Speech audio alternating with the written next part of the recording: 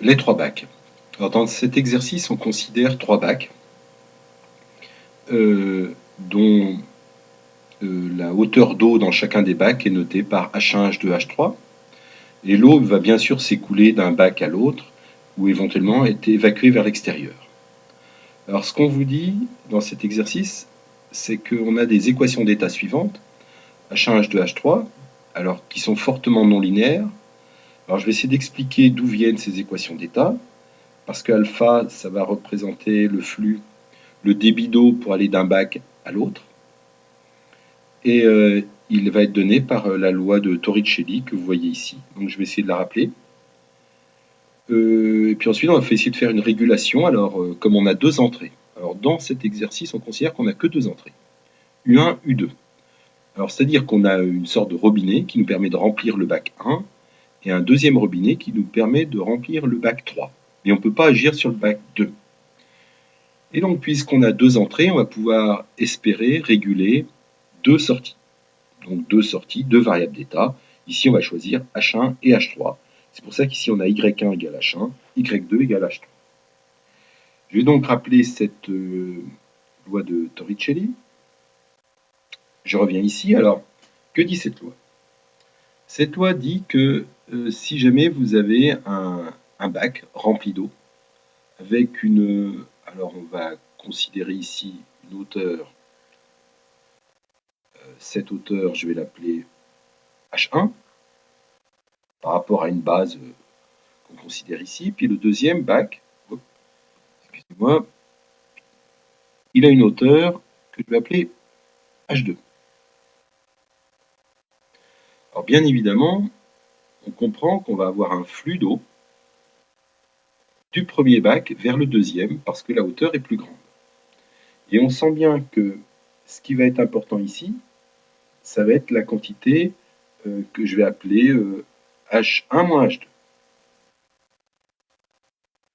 Alors ici, potentiellement, cette différence de hauteur, je vais l'appeler H. Ici. Donc H égale H1 moins H2. Alors dans ce cas-là, le débit que je vais appeler alpha, il va être lié à la surface du canal que vous avez entre les deux, que je vais appeler A. Ça ne dépend pas, absolument pas de la forme du bac 1 ou du bac 2, mais uniquement en fait de H et de l'aire du canal petit a. Donc en fait on a la relation suivante qui nous dit que le débit alpha il dépend de H, ça va être égal, c'est proportionnel à A, la surface que vous voyez ici, multiplié par, alors je vais rajouter le signe de H. Alors en effet, on comprend bien que si dans ce sens-là, alpha est positif, mais dans l'autre sens, alpha est négatif. Donc c'est pour ça que je mets le signe de H. Et là, on a une relation qui est fortement non linéaire, donc en racine carrée de 2G, alors G c'est la gravité, multiplié par la valeur absolue de H. Alors bien évidemment, on se rend bien compte que du fait de la racine carrée, on doit avoir quelque chose de positif en dessous. C'est pour ça qu'on a la valeur absolue de H qui intervient ici, et puis le signe à l'extérieur, pour permettre de à nouveau donner un signe sur alpha qui peut être positif ou négatif, suivant le signe de H, bien évidemment. Alors, cette relation est non linéaire dans le sens où si jamais on a une faible variation enfin, une faible différence de hauteur entre les deux piscines, entre les deux bacs, ben vous allez avoir, alors en racine, quand je dis en racine carrée, je vais essayer de représenter ça comme ça quand même. Alors ici, je représente en fonction, alors ici je vais essayer de représenter le débit alpha en fonction de H, sans me préoccuper des signes. Et on va avoir une quantité qui va évoluer comme ça de façon en racine carrée. Donc au tout début, on va même avoir une pente qui normalement devrait être égale à l'infini. Bon. C'est-à-dire qu'avec une toute petite différence de hauteur, va nous engendrer un débit assez fort. On n'est même pas différenciable en zéro, et pourtant on souhaiterait faire une régulation et faire une linéarisation par bouclage de ça. Alors, ce alpha qui est donné là, il est rappelé bien évidemment dans l'exercice. vous le voyez ici. Et comment à partir de ça, on en déduit nos équations d'état. Les équations d'état qui sont données ici. Alors, pour cela, je vais m'intéresser par exemple que à H1 dans cet exercice. Alors, nous, on a cette situation. Alors, on a trois hauteurs qui vont nous intéresser.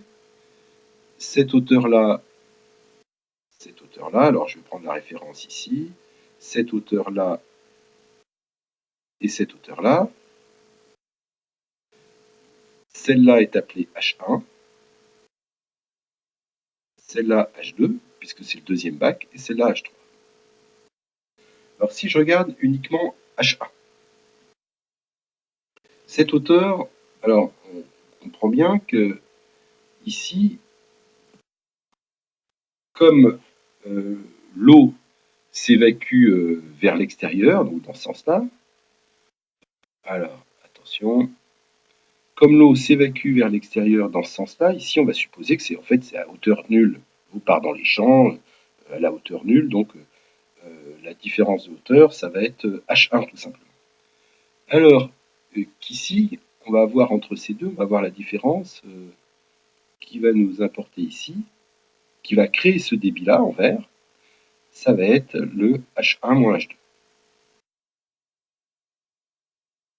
Donc, ça va s'additionner. Pareil pour le bac 2, etc.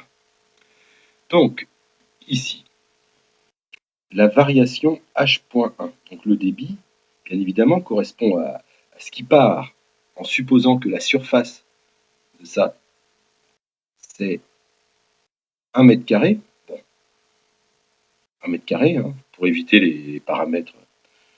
Alors, dans ce cas-là, la différence de hauteur va être uniquement liée au débit sortant. Donc ici, on va avoir moins alpha de H1. Bien sûr, c'est négatif parce que l'eau part par là. Donc là, ici, dans la flèche rouge, ça correspond à alpha de H1. Et la flèche verte, ça va correspondre à alpha de H1 moins H2. Donc ici, toujours moins alpha de H1 moins H2. Ça, c'est le débit sortant. Bon, avec le moins, parce que du fait qu'on est en train de se vider. Mais on va rajouter aussi un débit d'eau qui s'appelle U1. Et ici, on a U2. Donc ici, je vais obtenir plus U1. Bon, je vais peut-être faire le deuxième, puisqu'il n'est pas plus compliqué. Hein. Alors, H.2, ça va être égal, bien sûr, alpha de... alors, alpha, c'est bien sûr obtenu par la relation de Torricelli. Donc ici, je vais avoir H1 moins H2 moins alpha de H2 moins H3. En effet, ça va correspondre au débit rentrant par la flèche verte dans le bac 2. Puis ici, c'est le débit sortant. Bon, alors ici, il va rentrer, mais on va dire que la flèche qui est là devrait être comme ça, elle est négative. Bon. Tout, pareil pour H.3. Donc, on a nos équations d'état et on va essayer de montrer comment on peut rendre ce système, comment on peut rendre ce système linéaire par un simple bouclage. Alors, comment rendre ce système linéaire par bouclage, et découplé en même temps? Alors, on repart de nos équations d'état. Alors, je vais peut-être les écrire complètement ici. Les deux premières, alors elles sont bien sûr données dans l'énoncé. La troisième, c'était H.3 égale moins alpha de H3 plus alpha de H2 moins H3 plus U2.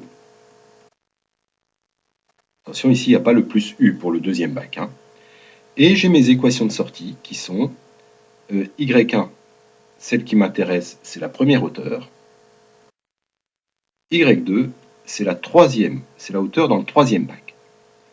Donc ça, c'est l'équation à gauche, l'équation d'évolution, à droite l'équation d'observation, sauf que dans un contexte de linéarisation par bouclage, c'est pas vraiment une observation. Les sorties représentent plutôt les variables consignées, c'est-à-dire celles qu'on veut commander. C'est pas lié au capteur. Donc on souhaite commander la hauteur dans le premier et dans le troisième bac. Donc, pour effectuer ma linéarisation par bouclage, je prends les sorties et je les dérive jusqu'à faire apparaître l'entrée. C'est la première question. Alors, prenons Y point. Y point, c'est H point. H point, c'est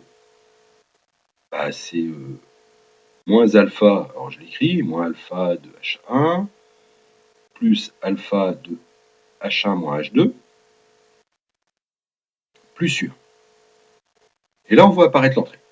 Donc, on n'a pas à dériver plus. Par ici, Y.2, c'est moins alpha de H3, plus alpha de H2 moins H3, plus U2. Et là, l'entrée apparaît, on n'a pas à redériver plus. Si jamais aucune entrée n'était apparue, il aurait fallu redériver à nouveau. Alors, on se rend compte ici que on va avoir une première composante, on voit ici, qui renferme toute la non-linéarité. Et une deuxième partie qui est là, qui contient les entrées. Donc, cette partie-là, je vais l'appeler P de X, avec X qui correspond à l'état. Alors, l'état, ici, c'est mes hauteurs. H1, H2 et H3. Donc, je les renferme dans un vecteur A, B, et puis ici, ça, c'est égal à c'est égal à l'entrée U. Bon. Et maintenant, il va falloir U, je peux choisir comme je veux. Et ici, ça va être Y. Alors, l'idée de la linéarisation, c'est de faire disparaître cette non-linéarité en jouant sur U que je peux choisir comme je veux. Alors, en fait, c'est assez simple. Je fais apparaître une nouvelle entrée qui s'appelle V, et je dis tout simplement que U, c'est égal à V, ma nouvelle entrée, moins B de X. Je n'ai pas fait grand-chose, sauf qu'en faisant ça, vous comprenez bien que B va disparaître, et je vais me retrouver avec une équation d'état toute simple qui me dit que Y point est égal à V. Parce que cette quantité-là est venue, la quantité moins B de X est venue annuler le B de X qui m'embêtait. Donc là, je me retrouve avec un système d'ordre 2, deux systèmes d'ordre 1, deux intégrateurs simples pour lesquels je vais pouvoir utiliser une commande proportionnelle. Donc c'est découplé. Alors pourquoi c'est découplé? Je vais quand même essayer de faire le dessin pour bien représenter ça. On va voilà, comme ça. Comme je le dessine, ici, le premier système, une fois bouclé, ça va être ici V1. Ici, je vais avoir Y1. Et ici, j'ai un intégrateur, parce que ça, c'est un intégrateur. Pareil pour V2.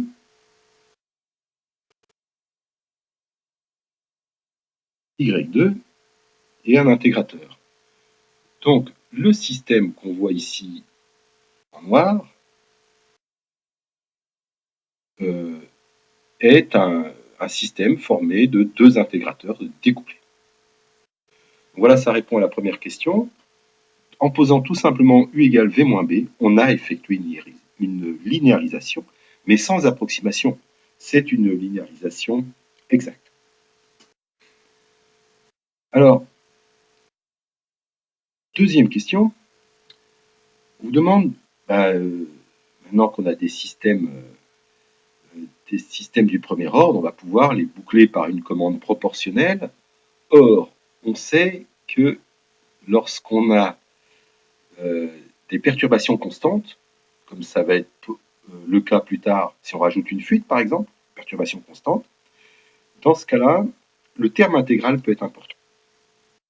Donc je vais reprendre ce système que nous avons, puis je vais essayer de faire un régulateur proportionnel et intégral. Alors, je vais reprendre le premier système. Alors le premier système, comment je vais pouvoir faire c'est la deuxième question. Je sais, alors je m'intéresse au premier système, hein, c'est la même chose pour le deuxième. Le bouclage que je vais réaliser ici, ça va être, je prends ça, je le remets là, et je vais faire ici un régulateur proportionnel et intégral qui va me calculer V1. Et ce que je souhaite, c'est que Y1 soit égal à W1 après un système transitoire. Alors, bon, une commande proportionnelle intégrale s'exprime par V1. La commande V1 est égale à une constante que je vais appeler alpha 0, multipliée par W1 moins Y1, qui est l'erreur, qui peut dépendre du temps. Donc ça, c'est l'erreur. Plus, alors je vais l'appeler, mettons, alpha moins 1, parce que pour dire que c'est la dérivée moins une fois, ou l'intégrale, hein, peu importe ce coefficient, on peut l'appeler comme on veut, fois l'intégrale entre 0 et t de W1 de taux moins Y1 de taux d taux. Et pour avoir une proportionnelle intégrale, je vais devoir rajouter plus W.1.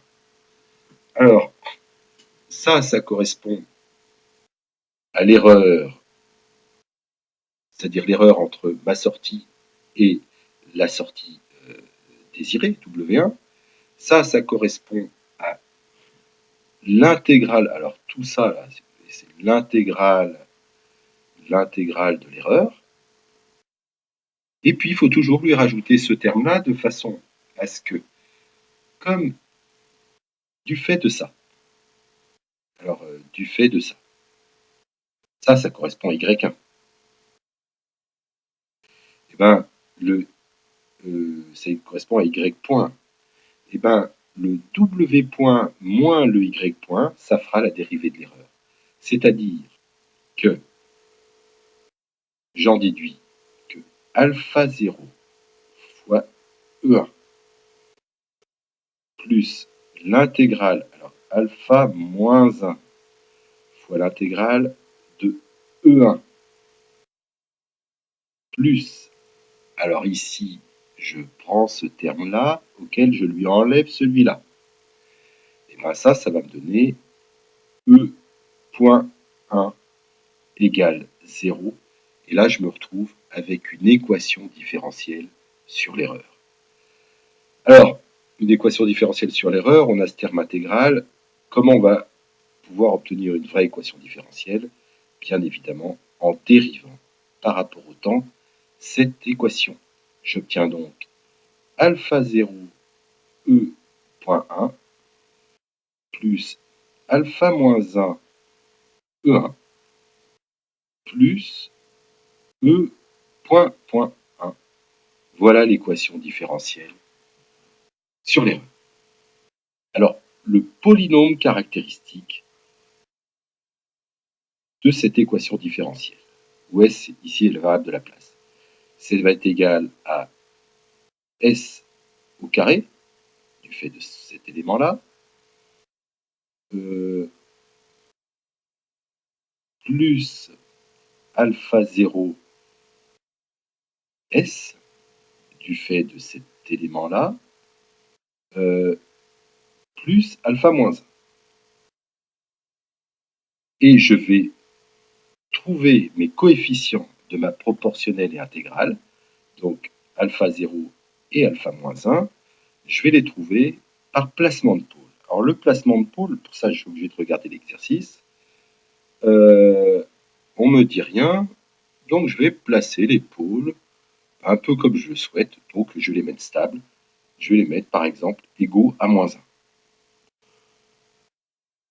Alors si je les mets égaux à moins 1, ça veut dire que je souhaiterais que ça soit égal à S carré plus 1. Excusez-moi, pas exactement ça, S plus 1 au carré. Pourquoi? Parce que ainsi, les valeurs, les racines seront toutes les deux égales à moins 1, ce qui correspond à des constantes, enfin à des réponses de exponentielles moins t. Donc des exponentielles décroissantes, je suis sûr que mon erreur va décroître de façon exponentielle vers 0.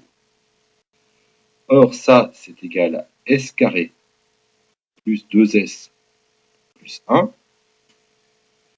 Et par identification, je vais avoir cet élément-là qui va être égal à cet élément-là, cet élément-là qui va être égal à cet élément-là.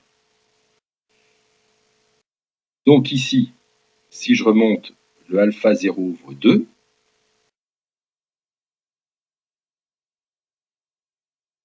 Et le alpha moins 1 vaut 1 si je choisis des pôles en moins 1. Donc je récapitule. Ici, on a une première loi de commande.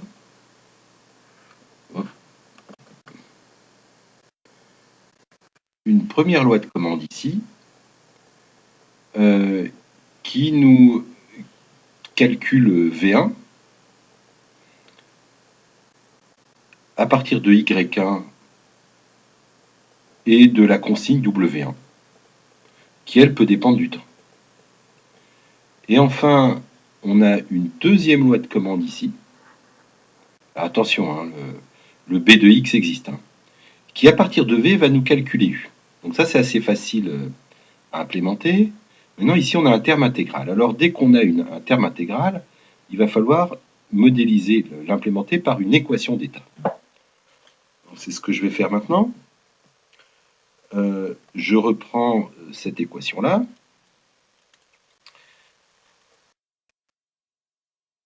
Alors, cette équation-là, et comment l'implémenter?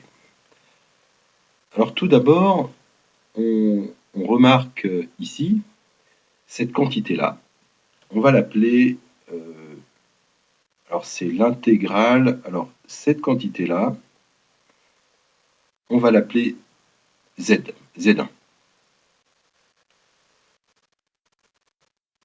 Donc si on connaît Z1, bah, pour V1, c'est facile à écrire cette équation-là, puisqu'on connaît W1, ses dérivés. Bon, par contre, on ne connaît pas vraiment Z1. Donc pour pouvoir calculer Z1, je vais passer par représenter en machine par une méthode d'Euler, parce que je vais le représenter de la façon suivante. Z.1, donc la dérivée de cette intégrale, c'est égal à W1 moins Y1. Bon, cette équation, elle est valide pour V1, même si pour V2, hein, je ne l'ai fait que pour V1, bien évidemment, elle existe de la même façon pour V2. Donc là, c'est W2, la consigne, moins Y, alors ici, c'est Y3, attention, parce que là, non, excusez-moi, Y2, la deuxième sortie. Et enfin, je vais avoir V1 qui vaut, je recopie cette équation, sachant que alpha 1 vaut, alors, sachant que alpha 0 vaut 2, que alpha moins 1 vaut 1, donc je vais obtenir ici, alors je vais commencer par l'intégrale, je vais obtenir ici V1 qui vaut Z1, alors parce que cette quantité-là vaut 1, Ensuite, je vais avoir plus 2. Plus 2 fois quoi? Fois E1, donc c'est-à-dire fois W1 moins Y1.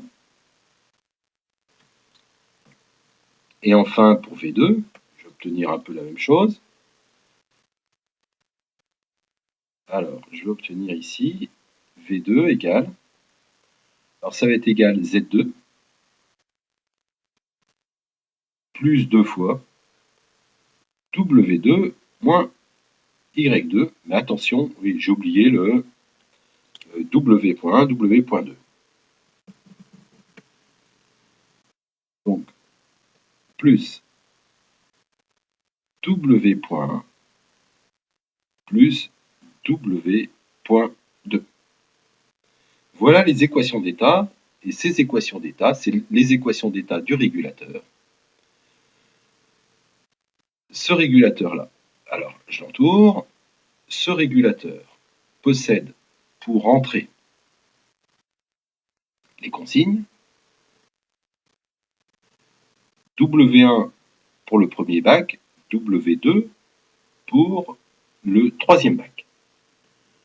Les sorties de ce régulateur, ça va être V1 et V2. Et les entrées, ça va être Y1, Y2, les hauteurs dans mon premier bac et dans mon dernier. Bon, ben voilà, il va falloir que j'implémente ça sous MATLAB. Avec, alors, sous MATLAB, il va falloir en fait que j'implémente ces deux cases-là. Ça et ça.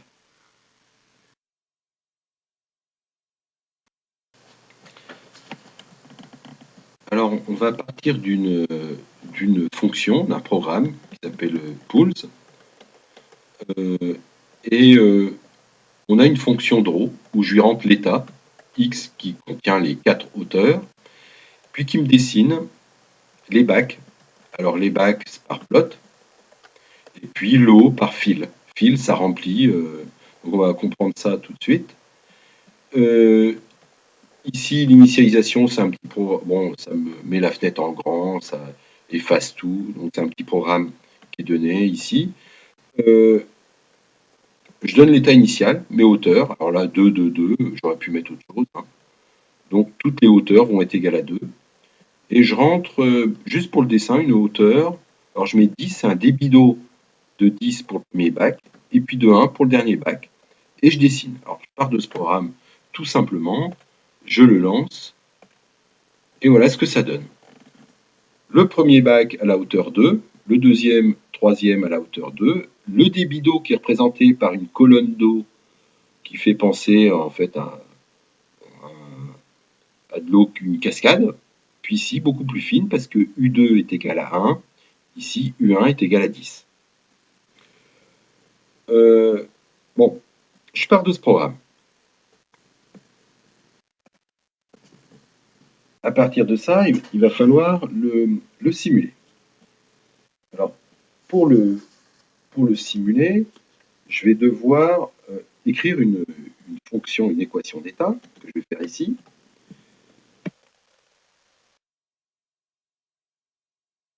Alors, cette fonction, je vais l'appeler function, la fonction d'évolution.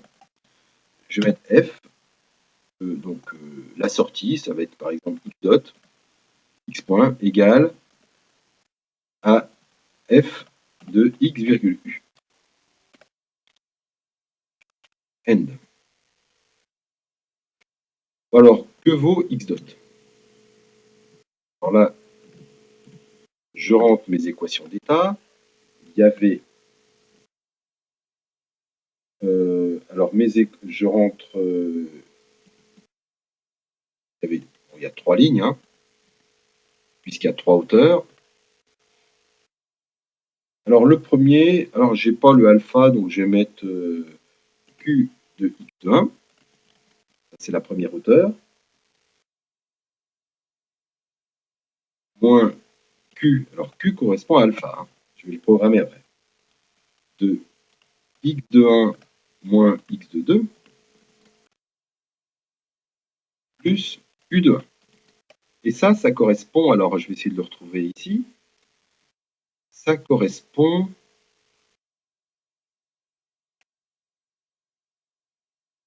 à cette première équation. Voilà, alpha, ça correspond à Q.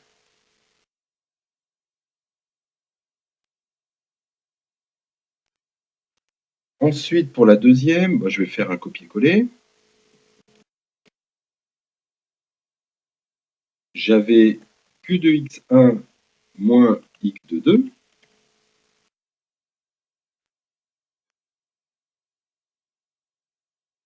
moins Q de x de 2 moins x de 3 plus rien parce qu'il n'y a pas d'entrée ici. Et puis ici, il n'y a pas de moins, il y a un plus parce que sinon le débit... puisqu'il y a un moins ici, il faut qu'il y ait un plus ici parce que le débit entrant est égal au débit sortant. Ici, je vais avoir moins Q de x de 3 plus Q de x de 2 moins x de 3 plus U de 2. Bon, voilà, et ça, c'est ce qui correspond. Alors, je ferme le crochet. Enfin, il était fermé là. Voilà ma fonction d'évolution qui correspond à ce qui est là. Alors, je reviens là et je vais programmer ma fonction, la fonction débit, donc la fonction alpha. Function, alors je vais l'appeler ici Q égale Q de H. Bon, là, c'est la hauteur, j'appelle H.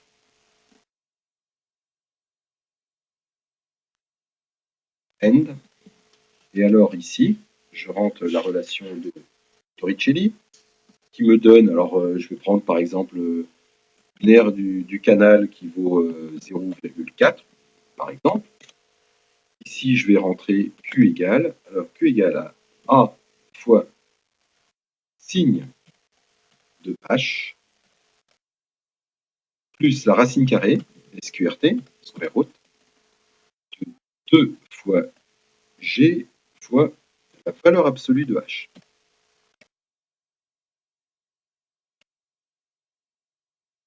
Voilà. Donc ça, c'est ce qui correspond à ce qui est là. Bon, j'ai entré mes équations d'état. Alors, pour pouvoir simuler ça, je vais utiliser une méthode de l'air avant de faire le régulateur. Je vais donc ici prendre un dt, un pas d'échantillonnage qui vaut par exemple 1 centième de seconde. Et puis je vais faire une boucle. Or, t égale, alors je vais peut-être partir de 0, de point dt. Bon, je vais jusqu'à une seconde, je ne vais pas aller trop loin pour éviter les... Quand je corrige les bugs, je ne veux pas qu'il lance une simulation trop longue. Et je vais faire ici x égale, alors méthode de l'air, x plus f de x virgule u fois dt.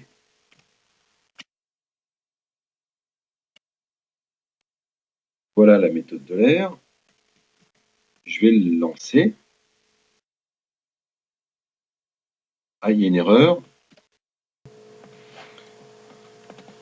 Oui, donc ici, en effet, il me manque un end.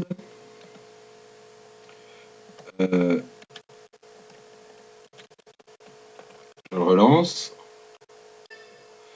Encore une erreur.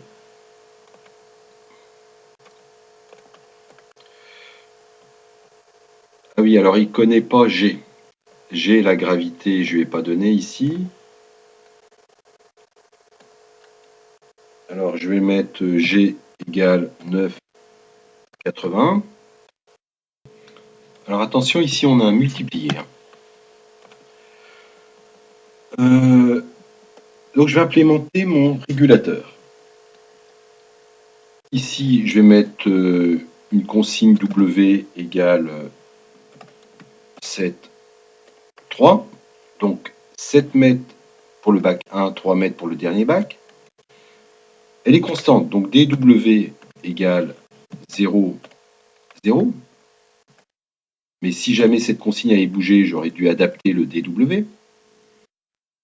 Ensuite, je vais recopier la régulation donc, qui est donnée ici. Donc, on a déjà U qui vaut V moins B de X. Donc, B de X, il va falloir prendre la première et la dernière équation.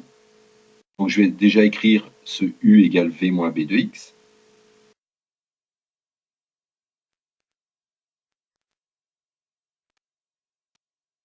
U égale alors V moins B.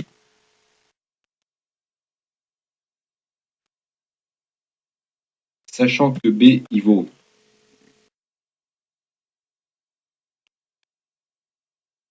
je vais reprendre cette équation-là, je fais un copier-coller.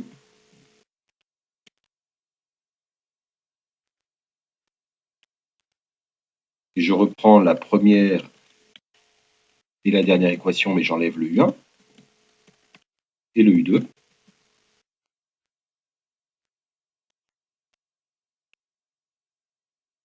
Alors maintenant, le V. Alors, le B, je rappelle, il est bien composé de cette première et de cette dernière équation, mais j'ai dû enlever le U1, U2. Alors maintenant, en ce qui concerne le V. Le V, il est écrit ici.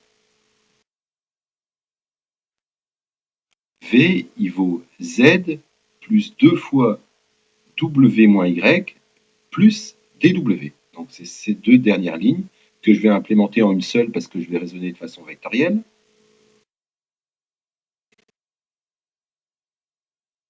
Alors ici, je vais avoir V égale Z. Alors Z n'a pas encore été défini, mais c'est ce qu'il y a dans les intégrateurs, plus 2 fois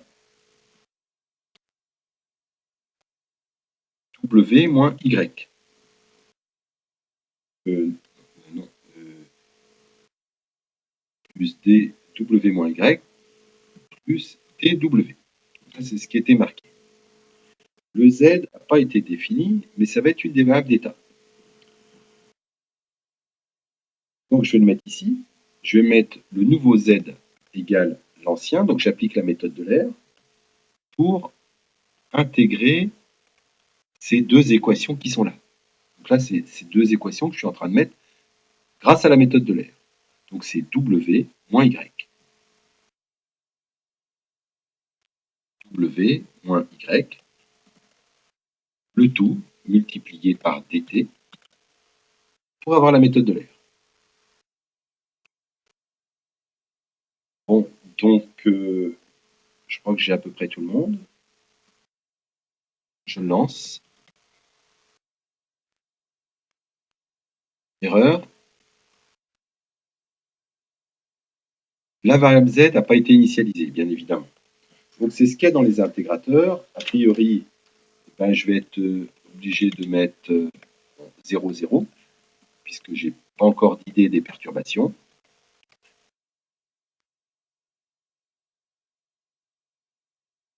Et je relance. Encore une erreur. Y n'a pas été défini. Alors en effet, Y, je vais le définir ici. Y, ça vaut x de 1 suivi de x de 3.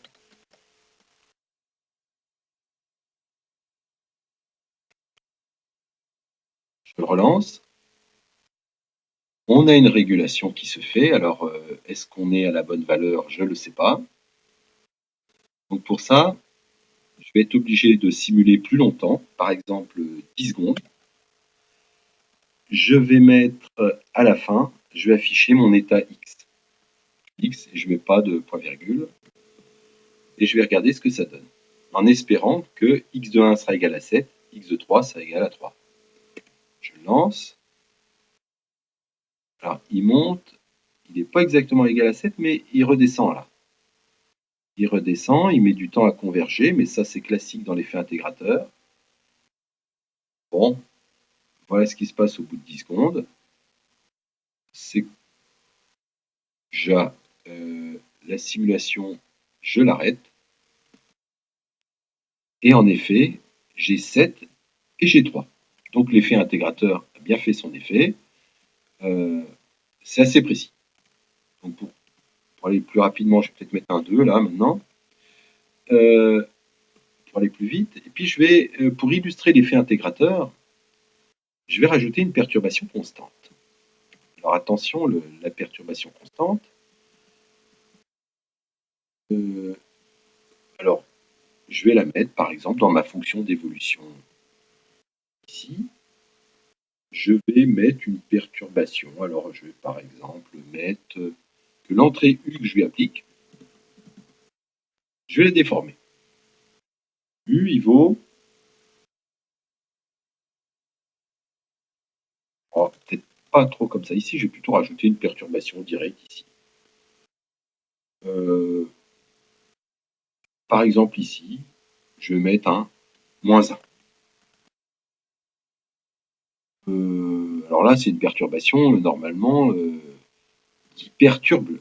Alors c'est une perturbation constante qui vient perturber considérablement le système et ça revient à une fuite sur le dernier des bassins.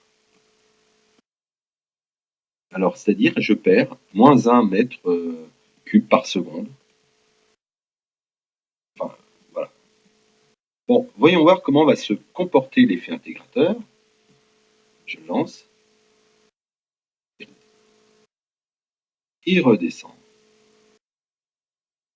Et alors on a une fuite sur le dernier bac, et normalement l'effet intégrateur devrait avoir compensé cette perturbation constante.